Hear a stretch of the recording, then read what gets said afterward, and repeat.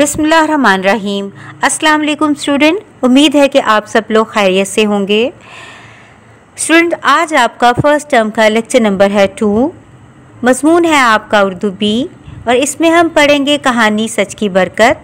दरख्वास्त पढ़ाऊँगी मैं आपको और उसका तरीका भी दिखाऊँगी बराए बीमारी। इसके साथ ही हम पढ़ेंगे साबके अलिफ, नून और अन से जो साबके बनते हैं वो मैं आपको पढ़ाऊँगी। आप अपनी उर्दू बी की बुक क़वाइद इंशा को खोल लीजिए। पेज नंबर मेरे पास 109 है। आपका हो सकता है पेज में एक आधी नंबरिंग का फ़र्क हो। आप कहानी नंबर 5 सच की बरकत निकालिए और मेरे साथ साथ इसकी रीडिंग करना शुरू कीजिए। रात का पिछला पहर था।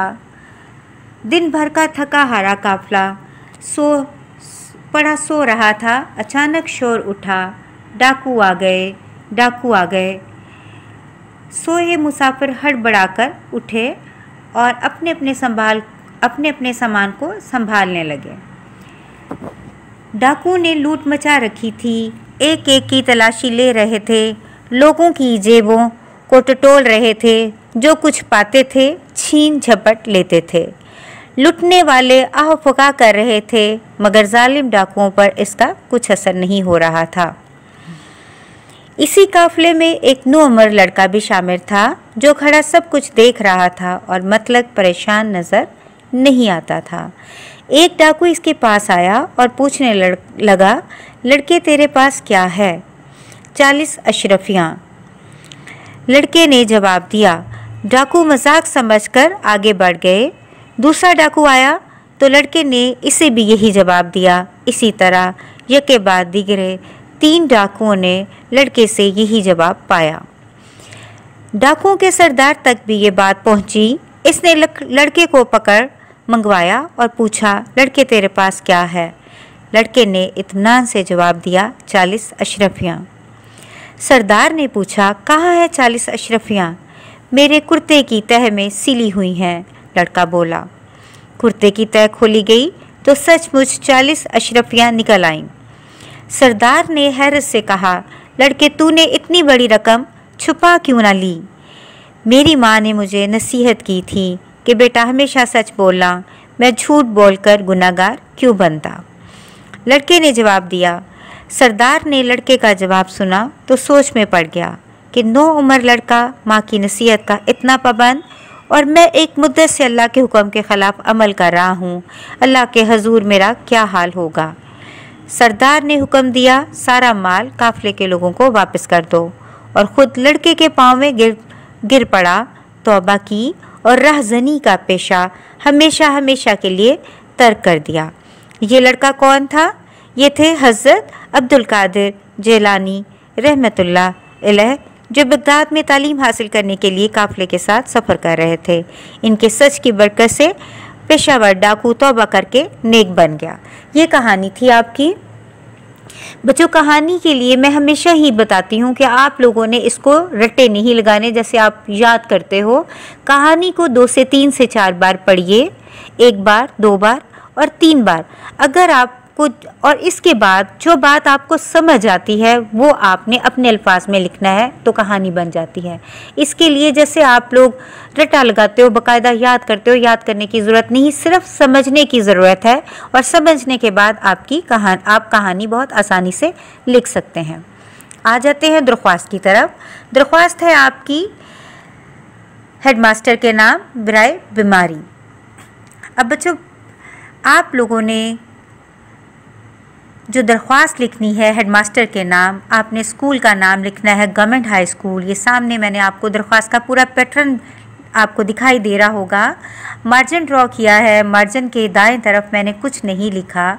दरख्वास्त की हेडिंग देने के बाद लिखा है बनाम हेडमास्टर साहब, कि हेडमास्टर साहब के लिए है, और नीचे लिखा है बराए बीमारी, कि ये बीमारी की दरख्वास्त है। अब आपने इसको कैसे शुरू करना है? बखिदमत जनाब हेडमास्टर साहब, गवर्नमेंट हाई स्कूल लाहौर, जनाब आला। आप जैसे लिखते हो, इसके बाद फजाइया का निशान लगाते हैं और इसी के नीचे से आपने पैराग्राफ अपना स्टार्ट करना है। गुजारिश है कि मैं गुज़िश्ता रात से गले की ख़राबी के सबब शदीद बुखार में मुब्तला हूँ।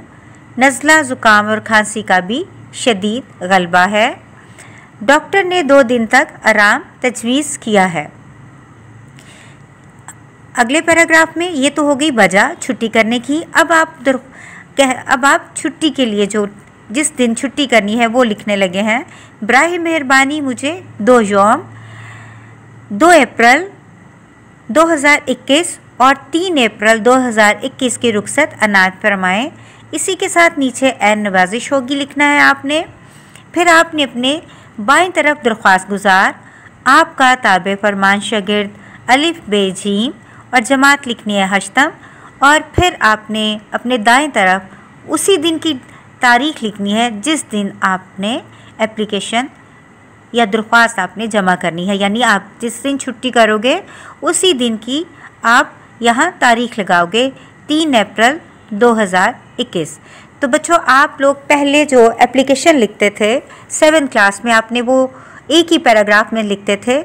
आपने देखा होगा कि मैंने ये आप सामने पिक्चर में आप देखिए, मैंने 2 पैराग्राफ में ये एप्लीकेशन लिखी है। पहले पैराग्राफ में आपने अपनी बीमारी के बारे में बताया है और फिर बताया है कि डॉक्टर ने आपको आराम तजवीज़ किया है। उसके बाद दूसरे पैराग्राफ में आपने हेडमास्टर साहब से दरख्वास्त की है छुट्टी के लिए 2 दिन की और आगे आपने डेट बताई है। आपने इसी तरह ही लिखना है अपनी कॉपीज़ के ऊपर जिस तरह आपको स्क्रीन पर दिखाई दे रहा है। और आपने एक पैराग्राफ में नहीं लिखना है, इसको 2 ही पैराग्राफ बना के लिखने हैं। ठीक है, उम्मीद है कि आपको एप्लीकेशन की समझ आ गई होगी। एक बार मैं फिर आपकी सहूलत के लिए इसको दोबारा से सारा पढ़ देती हूँ। बाखिदमत जनाब हेडमास्टर साहब, गवर्नमेंट हाई स्कूल लिखना है आपने लाहौर। जनाब आला, गुजारिश है कि मैं गुज़िश्ता रात से गले की ख़राबी के सबब शदीद बुखार में मुब्तला हूँ। नज़ला ज़ुकाम और खांसी का भी शदीद गलबा है। डॉक्टर ने 2 दिन तक आराम तजवीज़ किया है। बराए मेहरबानी मुझे 2 अप्रैल 2021 और 3 अप्रैल 2021 की रुखसत अनायत फरमाएँ। एन नवाजिश होगी इसके नीचे ही लिखिए। दरख्वास्त गुजार आपके ताबे फरमान शागिर्द अली बेजी और जमात है आपकी हश्तम। और इसी तरफ दाएं तरफ आपने 2 अप्रैल 2021 लिखना है। ये हो गई आपकी दरख्वास्त। अब आ जाते हैं साबकों की तरफ। साबके किसको कहते हैं? हर्फ या चंद हरूफ का मजमुआ जो किसी बामानी लफ्ज़ के शुरू में लगाने से एक नया लफ्ज़ बन जाता है। क्या कहलाता है? साबका कहलाता है। दोबारा से एक बार बोल देती हूँ। हर्फ या हरूफ का वो मजमुआ जो किसी बामानी लफ्ज़ के शुरू में लगाने से एक नया लफ्ज़ बन जाता है, साबका कहलाता है। सबसे हमारा पहला लफ्ज़ है अलिफ। अमर, ना मरने वाला। अटूट, अटल, अछूत, अलग, अखंड। ये लफ्ज़ किससे बने हैं? हमारे अलिफ से। एक बार फिर रिपीट कर देती हूँ। अमर, अमर कहते हैं ना मरने वाले को। अटूट, अटल, अछूत, अलग, अखंड। उसके बाद है नून। नून से है नडर, निकम्मा और निहत्ता। नडर, निकम्मा, निहत्ता। इसके बाद है हमारा लफ्ज़ अन। अन से क्या आएगा? अनपढ़, अनमोल, अनदेखा, अनजान, अनगिनत और अनबन। ये थे हमारे साबके। अब स्टूडेंट्स, ये आपका लेक्चर था 2 जिसमें हमने सच की बरकत पढ़ी कहानी। मैंने आपको दरख्वास्त का तरीका बताया। ये जो मैंने लिखा हुआ आपको दिखाया स्क्रीन पर, जो आपने देखा बेटा, आपको इसके ये आपको नोट्स आपको सेंड कर दिए जाएंगे, उर्दू बी के बी। कहानी लेकिन आपको सेंड नहीं की जाएगी क्योंकि कहानी आपकी बुक में है, कहानी नंबर 5 है ये। और इसी तरह साबके भी की पिक्चर सेंड नहीं करूँगी, ये भी आपके बुक के अंदर ही साबके हैं। आप देखिएगा, आप पेज नंबर नहीं बता रही क्योंकि हर बुक में थोड़ा सा डिफरेंट है पेजेस, और मेरी बुक के पेज भी थोड़े से अलग है, इसलिए आपको ढूंढने में मुश्किल होगी।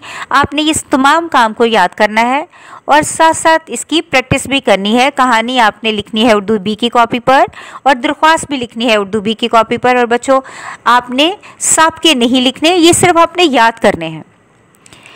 ये जितना भी लिखा हुआ काम है आपकी कॉपीज़ का हम लोग चेक करेंगे, आपने इसको साथ साथ याद भी करना है। अल्लाह ताला आपको अपने ईमान में रखे। अल्लाह हाफिज़।